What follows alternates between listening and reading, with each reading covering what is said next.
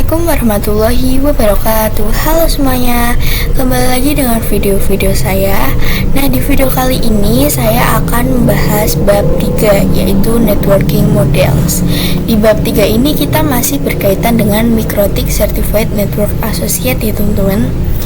Oke, di bab 3 ini ada beberapa pembahasan, yaitu diantaranya yang pertama konsep networking models, yang kedua TCP/IP model, yang ketiga TCP/IP model application layer, yang keempat TCP/IP model transport layer, yang kelima TCP/IP model network layer, yang keenam TCP/IP model data link layer dan physical layer, yang ketujuh encapsulation dan decapsulation, yang ke-8 OSI model ya teman-teman. Oke, kita langsung masuk saja pada pembahasan yang pertama, yaitu konsep networking models. Kita membahas networking models. Jika kita membahas networking model ini, dia identik pada jaringan komputer ya teman-teman. Jadi dia identik dengan jaringan komputer yang mengacu pada perangkat komputasi yang saling terhubung serta dapat bertukar data dan berbagi sumber daya satu sama lain. Langkah untuk mempelajari administrasi jaringan itu, kita perlu menguatkan basic fundamental jaringan terlebih dahulu ya teman-teman. Nah, cara menguatkannya itu dengan kita mempelajari networking models ini ya teman-teman. Jadi networking model sendiri itu merupakan proses bertukar data yang diperlukan aturan untuk mendefinisikan bagaimana kumpulan komputer agar bisa saling berkomunikasi ya teman-teman. Kemudian aturan tersebutlah yang disebut dengan networking models. Jadi networking model ini merupakan aturan ya teman-teman. Jadi bagaimana setiap vendor dapat saling berkomunikasi dengan open standard networking models yang tersedia. Untuk saat ini, open standard networking models yang tersedia dan terkenal ada dua, yaitu TCP/IP model dan OSI model ya teman-teman. Nah, di sini terdapat 3 vendor ya teman-teman, yaitu vendor 1, IBM, dan vendor 2. Nah, bagaimana 3 vendor ini dapat saling berkomunikasi? Itu jika dia tidak memiliki aturan dan networking model yang sama, dia tidak bisa berkomunikasi ataupun menukar data ya teman-teman. Jadi setiap vendor itu harus memiliki aturan yang sama untuk dapat berkomunikasi. Sebelum metode networking ini ada, jadi setiap vendor itu memiliki model sendiri-sendiri teman-teman, atau networking model sendiri. Jadi salah satu contohnya itu pada tahun 1974, vendor IBM membuat networking model, yaitu bernama SNA, yaitu System Architecture Network ya teman-teman. Nah, karena setiap vendor itu memiliki networking model sendiri-sendiri, itu membuat masalah ya teman-teman. Nah, masalahnya apa sih? Jadi masalahnya itu, jadi jika suatu jaringan komputer terdiri dari beberapa vendor dan setiap vendor memiliki networking sendiri-sendiri atau tersendiri, itu timbul kesulitan untuk menghubungkan antar vendor tersebut. Maka dari itu ada open networking model ya teman-teman, yaitu ini sebagai pembuka agar setiap vendor bisa saling berkomunikasi. Dan tujuannya itu untuk menjembatani antar vendor. Jadi setiap vendor itu harus menggunakan satu networking yang sama ya teman-teman, entah itu OSI model maupun TCP/IP model. Misalkan vendor satu ini menggunakan networking TCP/IP ya teman-teman, maka vendor IBM dan vendor 2 ini juga menggunakan networking yang sama ya teman-teman, agar mereka bisa saling berkomunikasi antara lain. Nah, di sini ada 2 networking model ya teman-teman, yaitu OSI model dan TCP/IP model. Untuk OSI model ini dibuat oleh lembaga ISO atau International Organization for Standardization. Untuk TCP/IP model ini dia dibuat oleh lembaga DoD atau Department of Defense. Nah, untuk OSI model ini dia sering digunakan untuk sebagai media pembelajaran ya teman-teman, sejak OSI model ini muncul dan tersedia. Jadi intinya itu setiap vendor itu harus memiliki atau menggunakan networking model yang sama, baik itu OSI, mau menggunakan OSI maupun TCP/IP ya teman-teman, sehingga setiap vendor itu bisa saling berkomunikasi dan menukar data. Oke, cukup sampai di sini untuk pembahasan yang pertama. Kita lanjut pembahasan selanjutnya. Dan di sini kita lanjut pembahasan yang kedua, yaitu TCP/IP model. Oke, TCP/IP model ini merupakan jenis networking model yang saat ini common digunakan ya teman-teman. Jadi TCP/IP itu mendefinisikan suatu protokol agar antar komputer utamanya yang berbeda network ini itu bisa saling berkomunikasi. Nah, untuk membantu dalam memahami setiap networking model itu dipecah menjadi bagian-bagian kecil yang disebut sebagai layer. Secara dokumentasi, TCP/IP model terdiri dari 4 layers. Namun, penerapan dalam real network TCP/IP model lebih mudah untuk dibagi menjadi 5 layer. Ini ya teman-teman. Terdiri dari Application Transport Internet Network Access. Ini ada 4. Nah, secara aslinya atau real networknya itu dibagi menjadi 5 layer, yaitu Application, Transport, Network, Data Link, dan Physical ya teman-teman. Oke, cukup sampai di sini pembahasan kedua. Kita lanjut ke pembahasan selanjutnya. Di sini kita lanjut ke pembahasan yang ketiga, yaitu TCP/IP model application. Teman-teman bisa langsung buka web https://jamcorner.wordpress.com ya teman-teman. Nah, di sini teman-teman bisa baca. Nah, di sini ada materi networking model. Networking model adalah sebuah model atau referensi dalam pengembangan dan pemahaman komunikasi data pada jaringan komputer.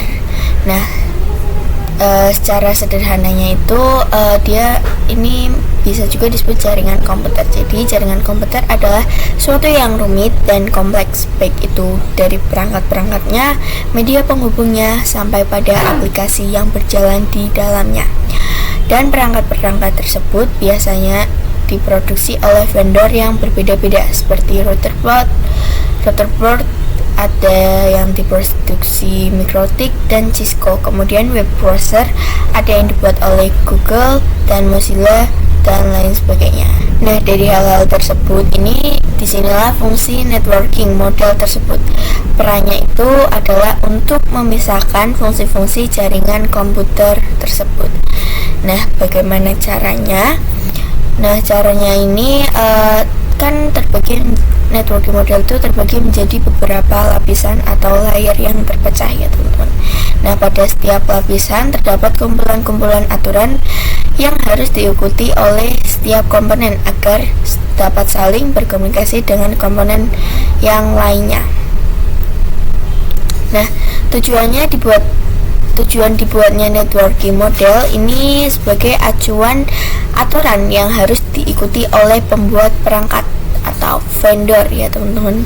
Nah, di sini teman-teman bisa lihat perbedaannya yang memakai networking model dan tidak. Ini yang sebelah kanan ini dia memakai networking terlihat rapi ya teman-teman, tersusun secara urut, sedangkan di kiri ini dia tidak memakai networking, dia terlihat acak-acakan seperti tidak tertata ya teman-teman, sedangkan yang kanan ini kan tertata ya teman-teman, seperti itu.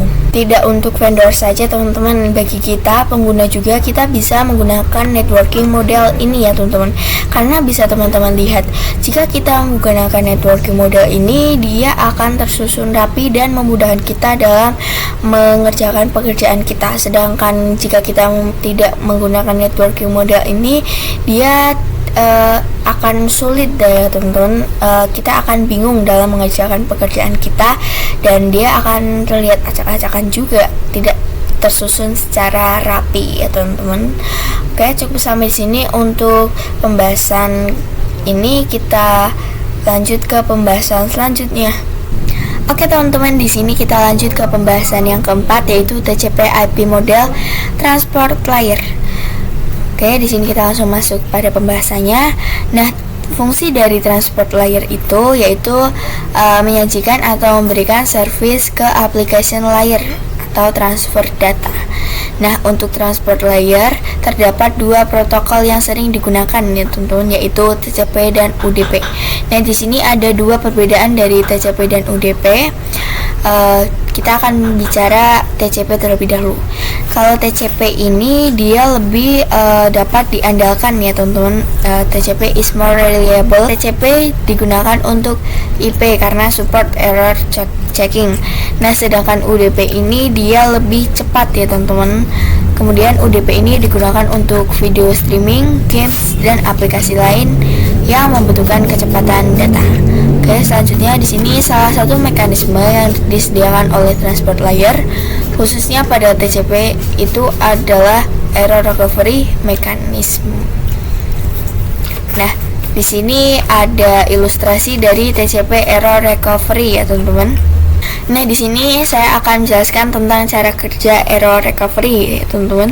Nah, ketika klien ini meminta request kepada suatu web server ini, nah di video sebelumnya itu kita sudah membahas application layer ya, teman.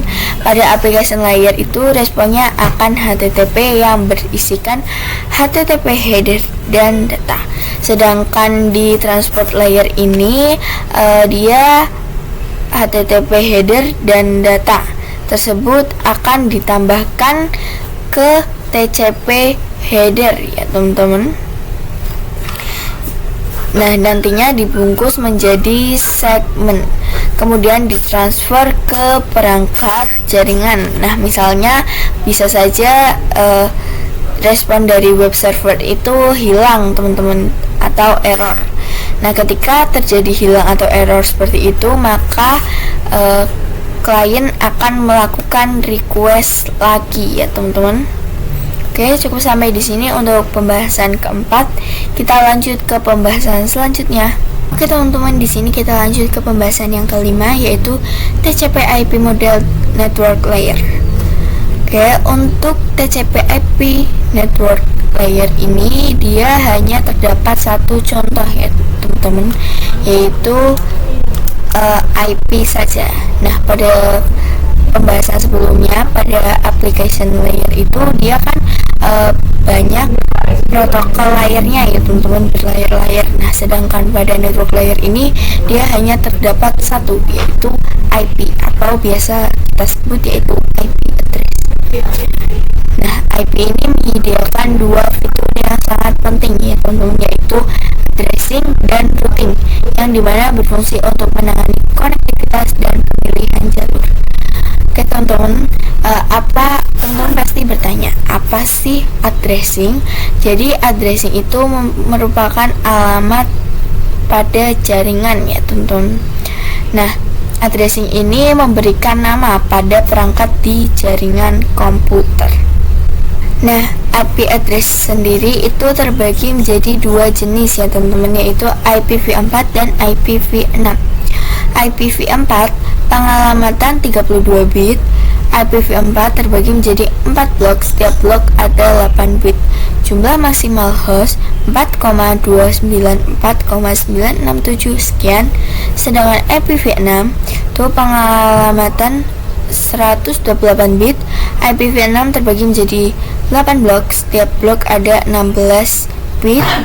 Jumlah maksimal host itu 340,282,3 406 sekian ya teman-teman. Nah, di sini teman-teman bisa lihat pada gambar ini. Nah, di sini dia memiliki IP sendiri-sendiri ya teman-teman. Nah, jika kedua komputer ini dia ingin berkomunikasi, maka dia harus menghubungkan IP-nya terlebih dahulu. Contoh, komputer 1 ini ingin berhubung atau berkomunikasi dengan komputer 2. Nah, komputer 1 ini harus mengkonfigurasi IP komputer 2 terlebih dahulu agar bisa berkomunikasi ya teman-teman. Oke, selanjutnya routing.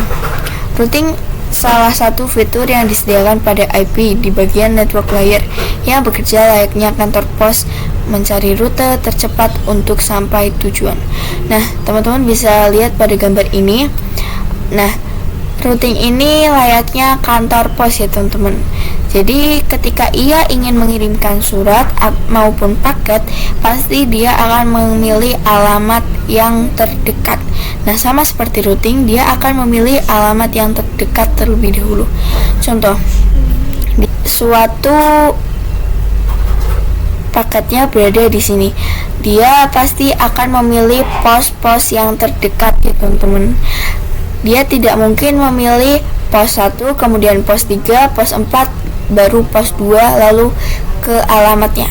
Itu dia pasti memilih alamat yang terdekat, sehingga prosesnya itu cepat ya teman-teman, tidak menunggu waktu yang lama. Itu proses routing itu. Jadi dia itu merupakan cara kerja router ya teman-teman. Oke, cukup sampai di sini untuk pembahasan kelima ini. Kita lanjut pembahasan selanjutnya. Oke teman-teman, di sini kita lanjut pembahasan yang keenam, yaitu TCP/IP model, data link layer, dan physical layer.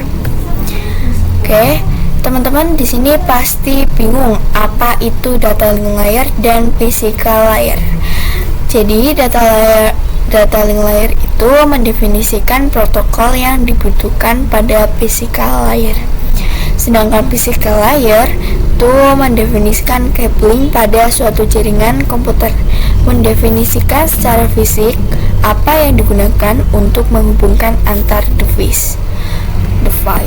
Nah, di sini terdapat contoh dua perangkat ya teman-teman. Nah, agar bisa saling terhubung itu kita memerlukan perantara, yaitu wireless ataupun wireless. Nah, ini mendefinisikan secara nyata apa yang digunakan dan diperlukan untuk membuat antar perangkat menggunakan apa sih agar bisa tersambung, wired atau wireless. Nah, untuk perantara berbasis ini menggunakan kabel UTP, dan yang berbasis wireless menggunakan gelombang elektromagnetik.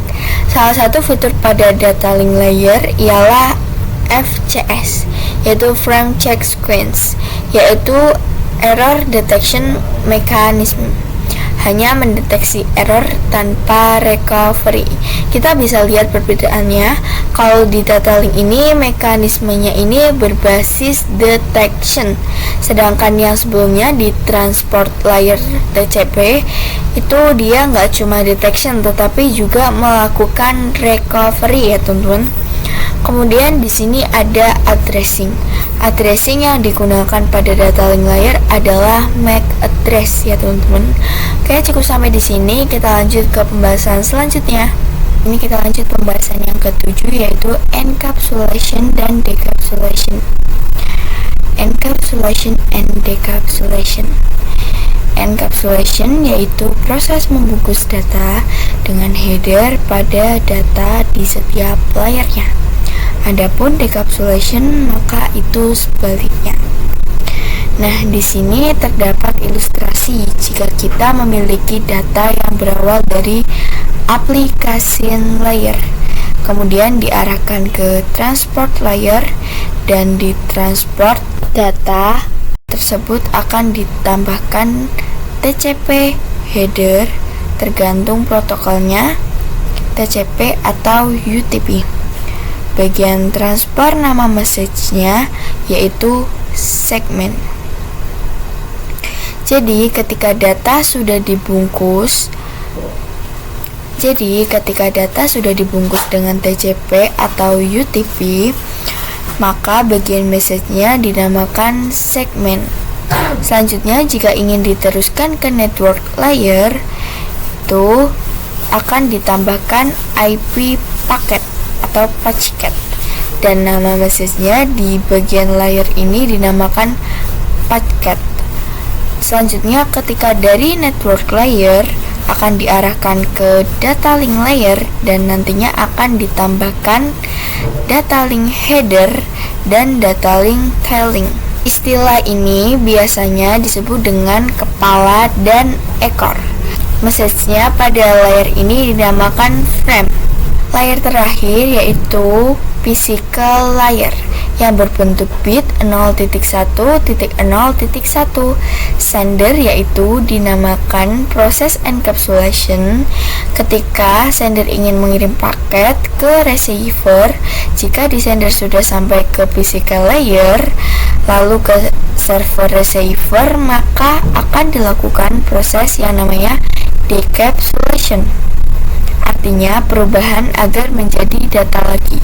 Jadi ketika sampai di data link layer, nanti di data link layer akan dihapus, di networking juga akan dihapus, kemudian di transfer TCP atau UTP atau UTP dihapus, sehingga receiver bisa menikmati data yang diterima.